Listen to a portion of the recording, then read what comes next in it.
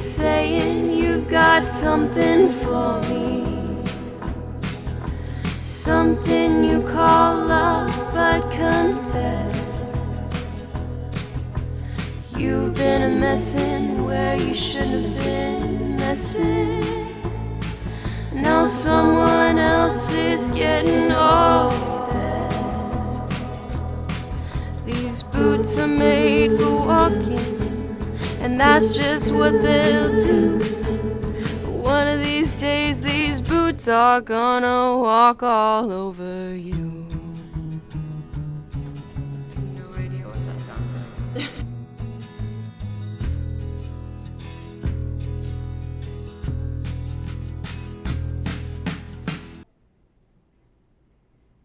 Hello and welcome to our first episode of our new podcast, Crime Yak. I'm your host, Erin. I'm your co-host, Anna. And Crime Yak is going to be based around true crime, but we don't really want to limit it to that. And it's also going to be around crime for dummies because we don't really want to assume that everyone has knowledge about the crime world or about famous cases and stuff like that. So each week we're going to be doing sort of a different theme. And we're going to aim to shoot twice a month, but at least once a month for sure. All right, so we'll just get started. So today we're diving into the music industry, and Anna is going to be starting us off by telling me a story I personally have never heard before. Yay, okay. Yeah, I'm so excited. It's the first episode. Woo! Okay, so today I have the case of Phil Spectre and Lana Clarkson. Lana? I don't know. I don't know anybody named Lana. Lana. So I'm gonna say Lana. Okay. Correct me if I'm wrong. That's how they pronounce it on Too Hot to Handle. Have Really? you seen that show? Okay. I don't want to. Don't watch it, yeah. Okay, so this case was really well known to the public because Phil Spectre was like super duper famous, and he worked with the Ronettes, Tina Turner, and the Beatles, like crazy influential bands and artists. He was actually married to one of the singers of the Ronettes. I want to say her name is Ronnie. I talk about it later. I feel like it's like I'm gonna mess up that name. But he won a Grammy Award. He was on the Rock and Roll Hall of Fame and the Singer-Songwriter Hall of Fame. And so when was this? When he won the awards? Yeah, just like when he was in his prime. Girl, I don't know. Like early 2000s or late 90s? I would say like 80s, 90s. Oh, 80s, 90s, 90s. Well, he was not a young, spry man when this crime occurred. Yes, So the actual crime occurred in 2003, and it didn't wrap up until 2009. Okay. So I'm guessing he was in his prime, late 80s and then throughout the 90s. Yeah, so actually, something that's related to right now, he passed away from COVID-19 literally January of this year, and he was 81. So if that gives you like kind of an idea of where his age was around this time, I would say like 60s, 70s probably when this occurred. So yeah, not a youngster. But and also when I tell you the details of this case and everything that happened, you're probably going to be like, why wasn't this just an open and shut case? Yeah. Because given his background and given everything that occurred and given the witnesses, like it should have been closed. So I guess this kind of speaks to like he was a rich, influential white man. And just like shows the like society and Yeah. and when it comes to like people who are Yeah, because I'm like, it shouldn't have taken 6 years to conclude this case. But also, he had so much money, he could hire the most influential and the most accomplished lawyers. Yeah. And everything. So definitely dragged out this case for a while, but it is really interesting. Like some of the details, I've heard this case multiple times while researching for this, but every time it makes me super like uncomfortable. It's really interesting. So going on to the details, Phil Spectre was a strange man. He was known for being erratic and violent. Like he would just carry a handgun around. Like artists that worked with him said like in the studio he would just be like waving it around and like threatening to like just shoot it. So yeah. So like when this occurred, they were like the people that knew him were like, of course he did it. Like it was only a matter of time. Yeah. So I'll show you. I have some pictures of him. This was Phil in his prime. So I will estimate it at like 30, 40 maybe.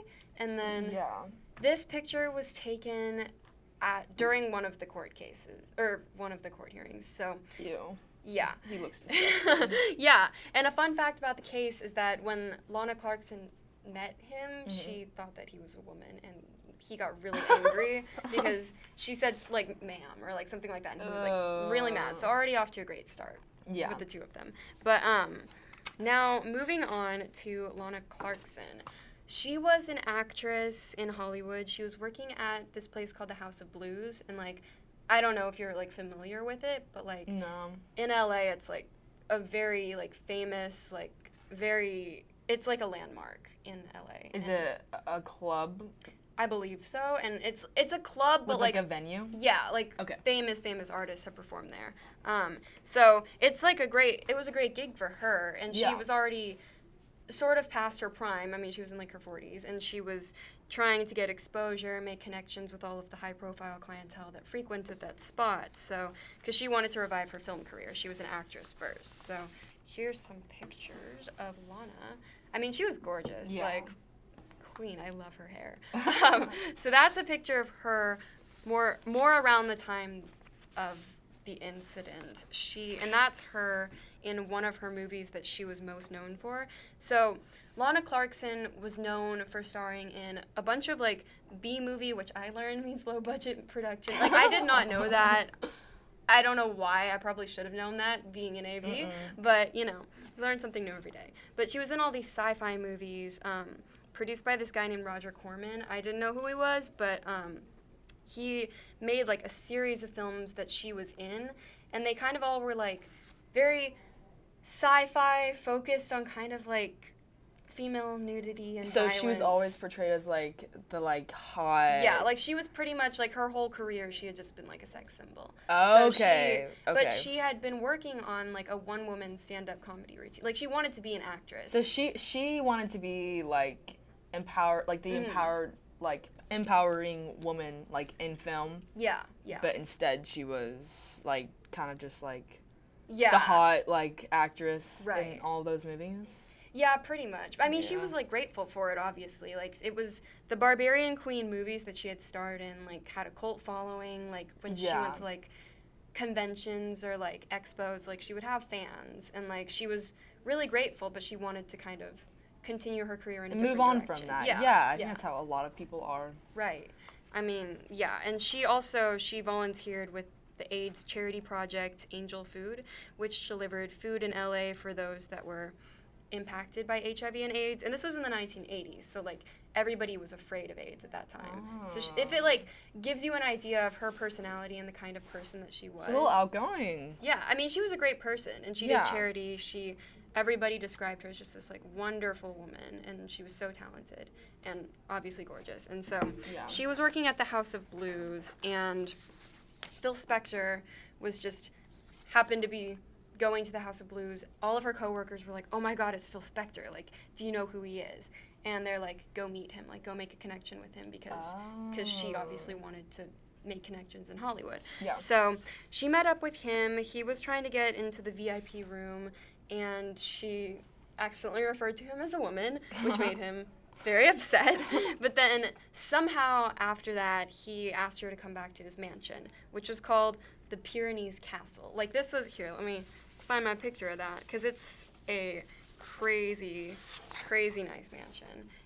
Like, you can kind of see how big it was. It was huge, and like, it literally was a castle. Yeah. And especially in LA, like, I can't even imagine how much money that would cost. Like, not for me. But he asked her to come back to his mansion. She said yes, and then they got escorted in his limo by his driver.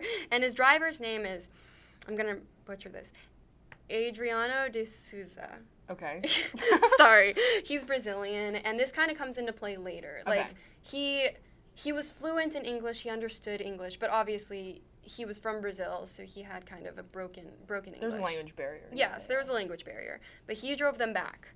So, and then all of this is going well. At 5 a.m. on February 3rd, 2003, Adriano called 911, like panicking, and he was like, I think my boss killed somebody.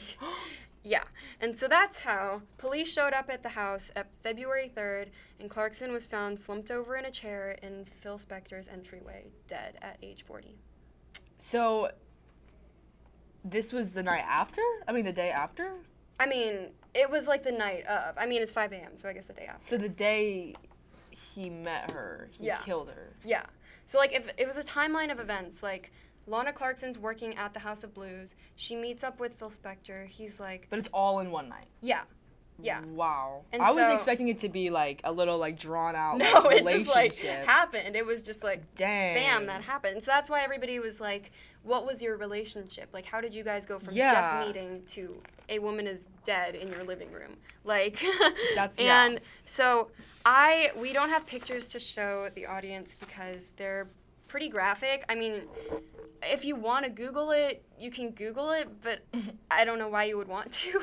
So, I mean, here, there's some pictures of her, like, at the scene. Like, I don't know how these are just available on the internet. Yeah, that's actually surprising. It's really gruesome. Like, the fact that you can just Wait. search it up. Why did they take pictures right away?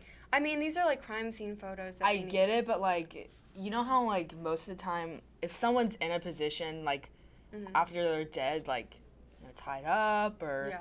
they don't take pictures of them dead, like, in the, like, they take the person out, they take pictures of the person's body, like, like, in a separate place, and then they take pictures of the crime scene. They don't just, like, literally take pictures of her slumped over in the chair. I mean, yeah, I don't know what to tell you, because it was pretty, like, they just, like... Is that real? Yes. Like, they just... Sorry, like, trigger warning, but, like, they just went for it, I guess. But I think that's also because, as I'm going to talk about in the details pertaining to the case, Spector, like, stood by his claim that she committed suicide. So, trigger warning, we're talking about suicide now. He was claiming that she shot herself, that she, in his words, he said she kissed the gun.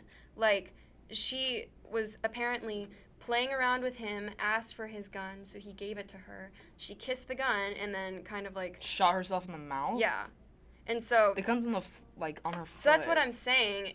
Even if you guys can't see the pictures, but, like, the gun is right next to her ankle, and she's sitting in a chair. And so, her, like, mouth's all bloody and face, like, Yeah. right here. So he's making the claim that she shot herself, dropped the gun by her foot, and just slumped back in the chair. Well, they can, like, see, like, they can go in and see where the bullet came through. Yeah. And which direction it's from. Like, Yeah. I mean, I don't know. He had blood spattering, like, on him, but his lawyers are making the claim, like, it was too far away. The blood pattern showed that he couldn't have shot Clarkson because he was too far away from her. And there were, like, fingerprints that had showed that he had held the gun. I mean, it was his gun, so, like, you know, that happened. But, so they went back and forth. He was claiming that it was an accidental suicide, which I don't know what that's supposed to mean. Like, maybe he thought probably, like, she was playing with the gun. Yeah, intoxicated. Yeah. I mean, she was, but, like, But, not, like, maybe that's, like, why it was, like, deemed yeah. accidental, because she was, like, not sober. And, Yeah. like, they were, like, messing around. That's according to him, Yeah, so. I mean, the whole thing was just sketchy. So it started out with him saying it was an accidental suicide. Then they tried to prove that it was premeditated suicide, but there was no indication that she was suicidal. Yeah. So the defense said, in their words, why would someone who is just about to shoot themselves go out and buy multiple pairs of shoes? Which I have a problem with that sentence just because you can't determine if somebody's suicidal just because they buy a new pair of shoes. Like, Yeah, I mean, especially, like, a rich person. right. I think they well, were... she wasn't rich, but I mean, also, She like, wasn't? no, she was working at the House of Blues, like, to hopefully make money and make connections so she could Okay, better herself. I was gonna say, because, like, I don't think that, like, I think shopping is kind of just, like, shopping for them. Yeah, you know what I especially mean? in LA. Yeah. But I mean, like, I just feel like you can't say that somebody is not suicidal because they just bought a pair of shoes. Like, people Yeah. do things, like, they cut their hair, they change their appearance. People have been shown to do that, like, the day before they committed suicide. Like, it's not, you can't. That being said, though, I do not think that she was, because according to all of her friends and those that knew her, she was in a really good spot in life. She was really optimistic about her future. Yeah, like, she was trying to make connections. Yeah. She like went to like a gig that night. Yeah. And she went to a guy's mansion probably to make Yeah. connections with him Right. for her future. Yeah, and I find there were a lot of problems and problematic things with some of the stuff that the trial had brought out. But, and they had said a trial heard expert testimony that people rarely kill themselves at the spur of the moment and almost never in the home of a stranger, which makes sense to me. Yeah, that does Like, make sense. Even if it was premeditated and you were like, Phil Spectre has guns, I'm going to go to my, like, Yeah. it just seems like something that wouldn't happen. So then everybody was like, I don't think this was suicide. I think that Phil Spectre had something more to do with this. Mm-hmm. And then, okay, here we go. Veronica Ronnie Bennett. So I was right. I made a wild guess. So Veronica Bennett of the Ronettes, she was their lead singer. She was actually married to Spectre for a period of time. And then she divorced him in 1974. Okay. So in her autobiography, she made all these claims that he had been abusive to her for years. And she said that he had threatened to kill her, and she was scared that if she didn't leave him, then she would die. So then everybody was like, yeah, that makes sense. He's really suspicious. Yeah. So as if they already didn't know from him waving guns around. Like, so then in 2004, the Alhambra police officer Beatrice Rodriguez said before the grand jury that she heard Spectre say, "I didn't mean to shoot her, it was an accident." So then everybody was like, so obviously he shot her, whether it was an accident or not, it wasn't suicide. Yeah. So then, that was 2004. Still, keep in mind, the case didn't wrap up till 2009. So, all right, so now, the very last really important piece of information that kind of helped wrap up the case was going back to the Brazilian limo driver that we had talked about, Adriano de Souza. Still pronouncing his name wrong. I'm sorry. Okay. So, as we remember, he had called the 911 operator and said, I think my boss killed somebody. Yeah. So then they questioned him, and this was still talking to 911. His words were, because he have a lady on the floor, and he have a gun in his hand. Oh my gosh. Yeah. So he was like breathless and freaking out and speaking in broken English. Those are the two recordings that he made at 5 a.m. So, yeah.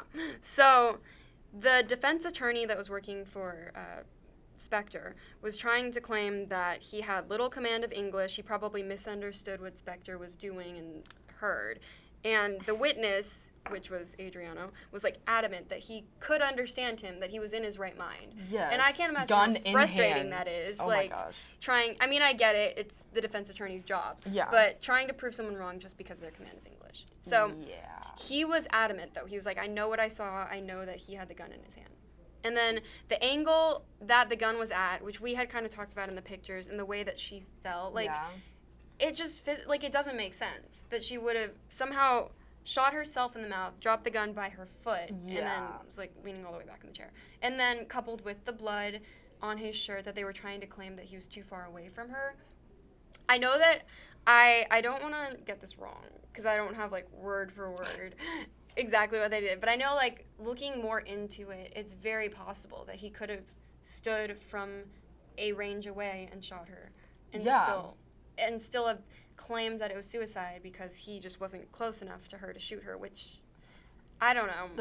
There's a lot of, like, I don't know, in a lot of the cases that I listen to, it's like, you can tell pretty easily where the bullet went through, which way it went through, and what angle it could have gone at. Yeah. So, also, sorry, I don't want to, like, start talking, like, just in general, unless the case is already, like, wrapped up. I mean, if we're going to wrap up the case, so all of this information, all of the witnesses, and everything being said, in May 29th of 2009, he was sentenced 19 years to life, which a little bit frustrating because he very, very clearly murdered somebody. And even if he's going to die, like, within those 19 he did, like, they should have just given him life. It doesn't matter. Well, what happened was, so originally when the case was sentenced, he would have been 88 before he was eligible for parole, which is kind of ridiculous. And he ended up dying at 81. So, like, I mean, technically, it's 2021. He would have been out.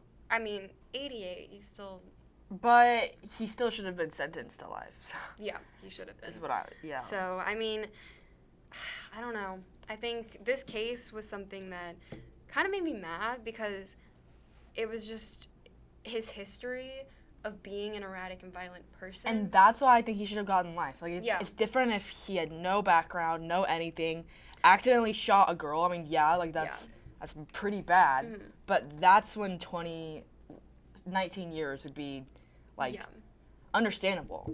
But since he's so creepy and so gross and had such an, abusive, like, past, or, I don't know, that's unsettling. Well, I think the one thing is that his sentence couldn't be as harsh as, like, the maximum sentence for murder, because there was nothing to show that it was premeditated. Like, what I think happened and what most people think happened was, like, he was with Lana Clarkson, something happened, he got mad, or maybe he even knew he was going to kill somebody, but he didn't have her in mind. Didn't know, yeah. And like, at the end when they were getting ready to sentence him, he had landed on finally admitting that it was, like, a spur of the moment. Like, oh, the gun was in my hand, I just saw myself killing her. Like, dang. I mean, there was, like, realistically, yeah, it's true, there was nothing to show that it was premeditated. And so that's why he didn't get as many Still, that doesn't mean that he's, like, not just, like, a horrible person. But I guess there's specific laws when it comes to that stuff. But I was going to say earlier, which I just say for the end, because the case, the trial, all of that stuff lasted so long back then. Mm-hmm. And they were so, like, protected in the sense to where, like, they were really untouched if crimes had been committed or shady stuff had happened. Like, I mean, not including murder, because that's, like, whoa, murder. Like, there was murder. But, like, everything else, they were just so protected and stuff. Mm-hmm. And what's funny now is that I think that there's, like, a lot more awareness. And I know that there's still a lot of problems in the department, for sure. Like, especially with women. But I also think that people are really quick to make decisions now, like, especially with, like when it comes to girls, I think because of the internet. Like, if one thing gets out, it's like petition, like, awareness, and it makes them feel the pressure and it makes them come to decisions faster. Like, who was it? The guy from Drake and Josh. Oh, do you know what I'm talking about? Yes. Was it Drake? Yeah, Drake Bell. Yeah. Yes. And his thing with the girl who he sexually assaulted or raped, even though she was the one that came to him, like, was a fan and all that. But that trial, like, it was trending on TikTok. It went all over the place. Like, the Zoom trial got, like, released. Like, everyone was just sending that around.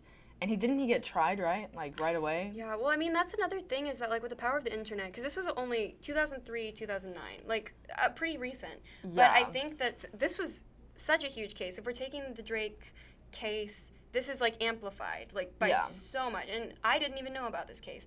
Granted, it was 2003. That was literally when I was born. Yeah. But, like, I feel like, and my parents probably, when I told my mom about this case, she was like, oh, yeah, that case. But she didn't know the details. She didn't know. Yeah. Because this case wasn't as widely spread as it would be nowadays with the internet. And people were probably, like, people were probably just, like, minding their own business. Like, oh, wow, like, that's, like, but, like, people now, especially our generation, and I would say, like, millennials, too, like, if you throw them in there.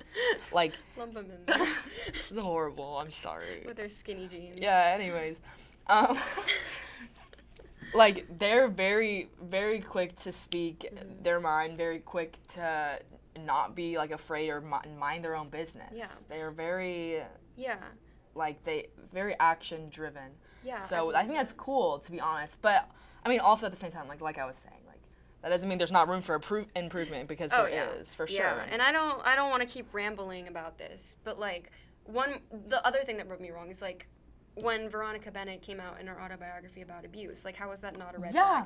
And the fact that he didn't get any jail time, wasn't sentenced to anything until this murder, was just kind of surprising to me, because that is weird. If she came out with these abuse, like, now is what I'm saying, like, the differences in time, like, I think in 2021 people would jump right on that and be looking into that, because we have this mindset now because of the Me Too movement, and all of that. It's like believe the victim first, which is great. Sometimes people can take advantage of it for sure. Yes, but I think that it's given, like just seeing back in 2003 to 2009, like how far we've come is kind of something And not even just with, you know, like awareness for like women and abuse and all of that, just like stuff that was like made in the early 2000s, like movies and stuff. Things were said, things were shown that would not be like that now. And we think that it's not that long ago. I mean, it's like how long we've been alive for. Yeah.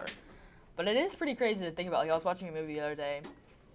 There was like racial slur, like showed all this stuff on it. And like now they have to cut them out, like blur it. Like it's just, I'm like, I can't believe that was like acceptable. But it's, I don't know, it's just how the times are. I mean, honestly, I think this case was really interesting, and I'm glad that I got the opportunity to research it more in depth, because I think since it's such an open and shut case, a lot of people that are looking at really interesting or really outlandish true crimes kind of look it over, which feels so wrong, that they're like, oh, it's not an interesting enough crime, because ultimately it's somebody's life. Yeah. Somebody died at the hands of somebody else, which is just crazy. And I don't know, I think it's looking at the nuances, looking at the details, and especially being able to look at it in the light of what we experience today has been really interesting. So I'm like, I hope you enjoyed the case. I did. It was really fun to like share it and tell somebody else. I think it's cool to see your reactions, like listening to it for the first time. I know, and it's cool because it does relate to a lot of cases that I've heard. It's like, oh, okay, well, it's kind of weird to see like kind of history of a lot of people today, you know. But cool. It is cool. Yeah, I love it. I'm glad that we got to do it for our first case. So, all right, that's a wrap up, right, for the first story. And next we'll have Tiffany on the mic, and we're going to do a little trivia with her.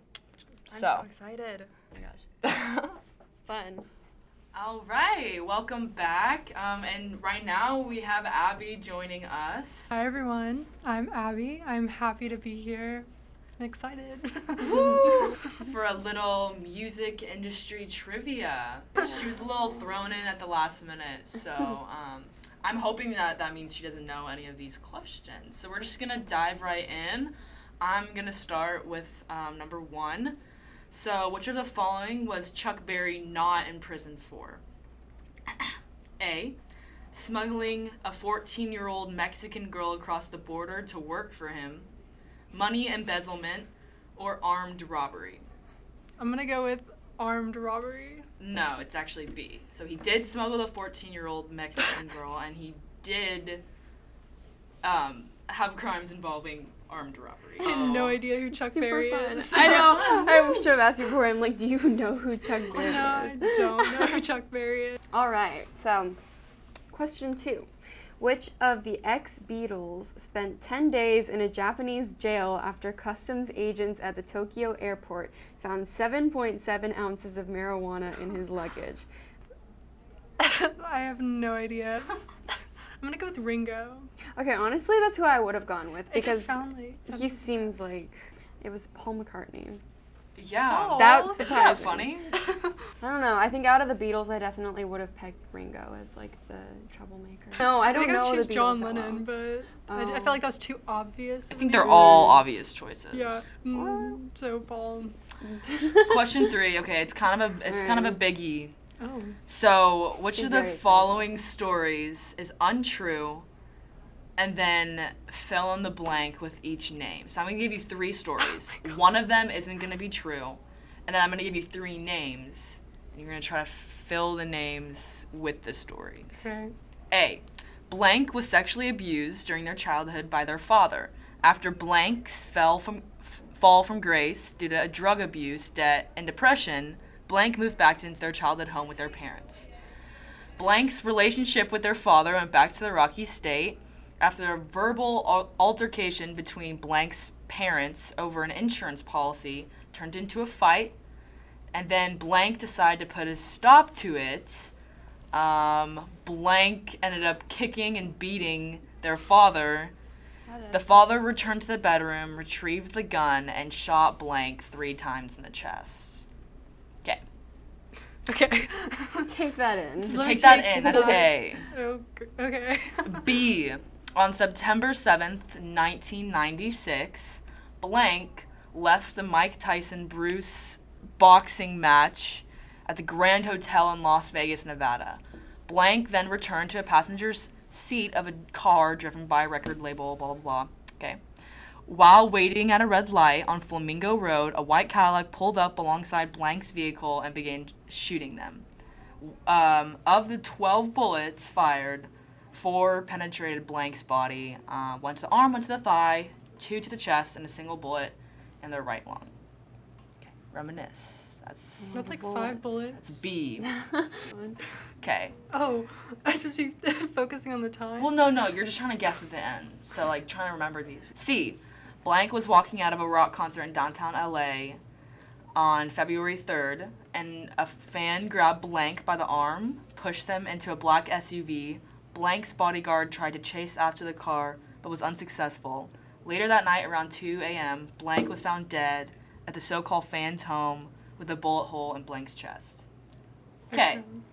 So A, father abuse story. Remember that? I remember that. B, walking out of a boxing match, passenger car shooting 12 bullets. C, fan took them to a mysterious place, shot them in the chest. Okay, your answers. Nice. Marvin Gaye, Tupac. And then Selena, and then her. You know Selena, Mhm. or do you want me to tell her I know your last Selena. name? Okay, cool. Because I don't know how to pronounce it. Okay. Okay. Selena is true. I have to match it. Oh, Selena is about the fan. Okay. Stop. I don't like your expression when I said it. I know if Crazy Fan did something to her. I don't actually know her story. Tupac did die in a car. Okay. And who's the other after Marvin Gaye? No, I don't believe Marvin Gaye. Okay. Well, Marvin Gaye was the father abuse. But which story was? Because one of those is wrong. I think the father abuse story was wrong. Okay. And I So think you're wrong. no. A was Marvin Gaye, and actually, Really? it's kind of cool because, so he had like abused his kids, right, when they were little, and their last name was originally Gay, and they changed it to Gaye because everyone thought that their father was gay because of all the like sexual abuse he did to his like kids. So we're trying to like push that like. Wait, so gossip Marvin around. Gaye was abusive to his kids? No. He was abused by his father. Oh. He tried to stop a fight with his father, and his father killed him. I didn't know Marvin Gaye died like that. He was murdered by his Okay, well, father. now I feel Nice. stupid. Okay, so Selena is... That one was wrong. Okay. And C was wrong. The walking out of a concert with the fan, I made that up. And then B, the boxing match, bullets. Those two balls? Yeah. Okay, I knew Selena died by a fan, though. Yeah, no, honestly, you guessed them all right. I had except no for idea Marvin True Gaye. Falls. Yeah. Yeah. Isn't that crazy? That's a crazy little impressive. story. I didn't know about that either. I mean, I feel like Marvin Gaye, since he was ahead of our time, like I didn't really know who that's it was. true. I mean, They we all were. really didn't know that much about these until we researched it. But Yeah. I think it's just fun. These are some shorter questions. Okay. So, all right. These are like more like recent pop I've not been doing culture. very good. I've gotten... It's okay. You're okay. You have Wrong. time. So, okay. Chris Brown pleaded guilty for assault on which famous singer? Rihanna. Yay! Yeah, I don't listen to Chris Brown anymore. Good job. now. 5. Which singer's death was most recent? Christina Grimmie, Oh, X, Selena, or Biggie Smalls? X. Correct. Yeah. 2018. Yeah. Christina Grimmie, wasn't that like a bar shooting or something like that? Or it was like I don't... Yeah, she was like It was like a outside of mass her shooting. concert. She was like greeting fans, and Oh. then one of her fans was just like came Oh. up to her and just like Oh, I'm just... crazy. So give a wild guess. This is just wild guess at the number of people that were killed at the Station nightclub fire. So there was this rock band called The Great White, and they were performing at this nightclub called The Station, and they had like these crazy pyrotechnics. So like they had fire, like flames, like coming up behind them, and it just like malfunctioned, and the stage just like caught on fire, and like in seconds, like the entire nightclub was just like engulfed. Oh wow. So now, given that, wild guess, our numbers are 100, 43, 230, or 68. I'm gonna go 68. Okay. Or is it 230? Oh. The answer is 100. So I mean, it's like kind of in between everything. That's like an exact number. I know. too. I was like, oh, okay. I mean, there were more people injured, but like, That's a lot of death. yeah. It was like so packed. That was the reason, because like everybody was like trying to like rush out. Did the band die? I think most of the members in the band were okay. I'm pretty sure. Well, Since everybody probably. was, I like- would feel so horrible. Yeah. They're well, probably the first people Yeah, to because they like, probably get had like the band snatched and exit. tossed. Yeah. Okay, Olivia Rodrigo. We all know her. She gave up millions of dollars in royalties to which band after being pressured into adding a writing credit for them on her song "Good for You"? Under the bus Just here. take a wild guess. Okay, a band. Olivia Rodrigo. Good for You. Remember how there was all that like stuff about her like copying every song Okay, well, on I the thought. album? Yeah, I thought it was like Taylor Swift was one It was that one of she them. Yeah. was like copying. So the answer is Paramore for their song "Misery Oh. Business." Isn't that Okay, I actually knew that. I've heard that. Okay, because I had seen that all over TikTok, and so I had like for some too. reason I was like, oh, Yeah. everybody must know this. But then I was talking to other people, and I was like, you know how like Olivia Rodrigo was like copying somebody's song, and they were like, what? Yeah, no, Yeah, I've, so I've heard she- that she was like copying like Taylor Swift and stuff. Too. Taylor Swift and like oldies like from like 2010, I get that, like though. around that era. I see the Oh Paramore. yeah, I- yeah, Yeah. same. I'm like, The why do I like Paramore all these one- beats? yeah. It's because they're all the same. Wow, she gave Yeah. up millions in royalties. That's crazy. It's yeah, but crazy. she probably still has. Yeah, I probably mean, still she's still is. doing fine. The last question. I didn't know this, but a musician named Dimebag Darrell was shot on stage in the middle of a show by a crazed fan. Is that true or false? True. Yeah. Yeah, I kind of You spoiled it gave when it I up. I was said I like- didn't know I was about to this. say, I was like, But I figured because like the name Dimebag Darrell is just, Stupid. Yeah. What kind of music? Like country? he was a guitarist for this band. I don't know what kind of music they made, but this like mid-performance, this Ew. fan just like Did he shot kill him. Yeah, Oh. yeah, pretty I nice. don't get how like people can just come into concerts with guns. Well, I That's don't what. think they can. Yeah, like this was, I don't know how long ago this was, but he also shot 3 other audience members before he was like killed by a police officer. Oh. So I think now like concert security is at a It place. is. It's crazy because I like whenever I was like 8, I like had a One Direction poster and they made me like not bring it in. Like, what do you think I have in here? 8-year-old Like, Erin. like I don't have like a little thing like wedged in the pages Crushed of my. your dreams. I know. We Dang. all made posters. You've spent so Oh my long on all of God. them. It's okay. We'll They do a took- later episode on child murderers, and you can I- give your 2 cents on Child that. crimes. Yeah, child crimes. But yeah, no. 'cause I did pretty unsuccessful. No, you were. You You did were pretty all well, right. actually. Honestly, I'm proud. I'm proud. yeah, I wasn't. I think The that. Rihanna one. Oh, Yeah, the Factory. Rihanna one. You I just got knew that that. on this. Well, yeah. Yeah, I mean, I think you did really well. Yeah, and thanks for joining Yes, us. thank you We're so gonna much wrap up for this being little the- segment. Inaugural episode Yes. of Cognac. Abby John, everyone. Woo! Thank you guys.